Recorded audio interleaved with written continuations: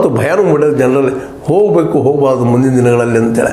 ಯಾಕಪ್ಪ ಅಂತಂದ್ರೆ ಈ ದುರಂತ ನೋಡಿದಾಗ ಭಾಳಷ್ಟು ಜನರಿಗೆ ಯಪ್ಪ ಅಷ್ಟು ಜನ ಕೂಡಿರ್ತಾರೆ, ನಾವು ಏನಾದರೂ ಹೆಚ್ಚುಗಳು ಮಾಡೋದು ಏನಗೈತಿ ಅಂತೇಳಿ. ಮತ್ತು ಈಗಂತೂ ಏನೇನೋ ಮಾಡಿಕೊಂಡು ಒಂದು ರೀತಿಯಿಂದ ಈಗ ಒಂದು ಕಡೆ ಹೋಗುವಂಥದ್ದು ಇನ್ನೊಂದು ಕಡೆ ಬರುವಂಥ ವ್ಯವಸ್ಥೆ ಮಾಡಿದ್ದಾರೆ, ಏಕಮುಖವಾಗಿ ಹೋಗುವಂಥದ್ದು. ಜೊತೆಗೆ ಪ್ರಯಾಗರಾಜದಾಗ ನೀವು ಏನು ಓದಿರ್ತೀರಿ ವಾಹನಗಳನ್ನ ಅಲ್ಲಿ ನಿಲ್ಲಿಸುವಂಥ ವ್ಯವಸ್ಥೆ ಮಾಡ್ಕೊಂಡಿದ್ದಾರೆ. ಮುಂದೆ ಅದೇ ಕಾಲಕ್ಕೆ ಬೇರೆ ಬೇರೆ ರಾಜ್ಯಗಳಿಂದ ಬರುತ್ತಿರುವಂಥ ಭಕ್ತರನ್ನ ಒಳಗೆ ಕರ್ಕೊಂಡು ಹೋಗುವಂಥ ಒಂದು ವ್ಯವಸ್ಥೆ ಮಾಡ್ಕೊಂಡಿದ್ದಾರೆ. ಈಗೆಲ್ಲ ಮಾಡಿದಾರೆ, ಇದನ್ನು ಅವತ್ತ ಮಾಡಿದ್ರೆ ಚೆನ್ನಾಗಿತ್ತಲ್ಲ ಅನ್ನುವಂಥದ್ದು. ಭಕ್ತರು ರಾತ್ರಿ ಬಂದು ವಾರಣಾಸಿ ರೈಲಿಂದ ಮಲಗು ದೊಡ್ಡ ಟೆಂಟ್ಗಳನ್ನು ಮಾಡಿದ್ದಾರೆ. ಎಲ್ಲೋ ಮಲಗುಗಿಂತಲೂ ಬಾಪ ನೋಡ್ರಿ ರಾತ್ರಿ ಬೆಳತನಕ್ಕೆ ಬರುವಂಥದ್ದು, ಹೊರಳಿ ಮತ್ತು ಮರಳಿ ಹೋಗೋದಕ್ಕೆ ಜಾಗ ಇಲ್ಲದಕ್ಕಾಗಿ ಅಲ್ಲಿ ಮಲ್ಕೊಂಡವರು ಅಲ್ಲಿ ಶವಾಗಿ ಹೋಗಿಬಿಟ್ಟಿದ್ದಾರೆ.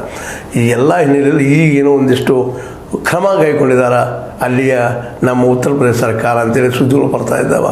ಅಟ್ಲೀಸ್ಟ್ ಈಗ ಮುಗಿದ ಮೇಲೆ ಅದರಿಂದ ಮಾಡ್ತಾ ಇದ್ದಾರಲ್ಲ ಒಂದು ಸಮಾಧಾನ. ಆದರೆ ನಮ್ಮ ಶಂಕರಾಚಾರ್ಯ ಸ್ವಾಮಿ ಅವಿಮುಕ್ತೇಶ್ವರಾನಂದ ಸ್ವಾಮೀಜಿಯವರು ಪ್ರಶ್ನೆ ಮಾಡಿದ್ದಕ್ಕೆ ಇವತ್ತು ಉತ್ತರ ಹೊಡಬೇಕಾಗಿದೆ. ಇದು ತಪ್ಪಿ ಯೋಗಿಯವ್ರಿಗೆ ಶಿಕ್ಷೆ ಆಗಬೇಕು ಅಂತ ಅನ್ವರ್ಸ್ ಮಾಡಿ ಮಾತಾಡಿದ್ದಾರೆ.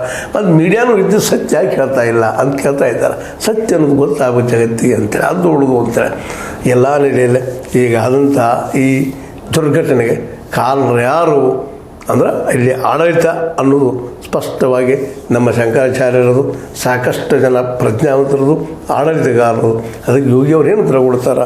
ಈಗೇನೋ ಅಮೃತ ಸ್ನಾನಕ್ಕಾಗಿ ಸರ್ಪಗವಲು ಹಾಕಿದ್ದಾರೆ, ನೋಡ್ಬೇಕು ಮುಂದಿನಲ್ಲಿ ಏನಾಗ್ತದೆ ಅಂತೇಳಿ. ಆದರೆ ಈ ಘಟನೆ ಮಾತ್ರ ಒಂದು ಬ್ಲ್ಯಾಕ್ ಸ್ಪಾಟ್ ಆಗಿ ಇತಿಹಾಸದಲ್ಲಿ ಉಳಿತು ಅನ್ನೋದು ಮಾತ್ರ ಅಷ್ಟ ಸತ್ಯ ಅಂತ ಹೇಳ್ತಾ, ಇದು ನಿಮ್ಗೆ ಲೈಕ್ ಆಗಿರ್ಬೋದು. ಲೈಕ್ ಮಾಡಿ, ಶೇರ್ ಮಾಡಿ, ಕಮೆಂಟ್ ಮಾಡಿ, ಜೊತೆ ಸಬ್ಸ್ಕ್ರೈಬ್ ಆಗೋದಿಲ್ಲ ಹೋಗ್ಬೇಡ್ರಿ.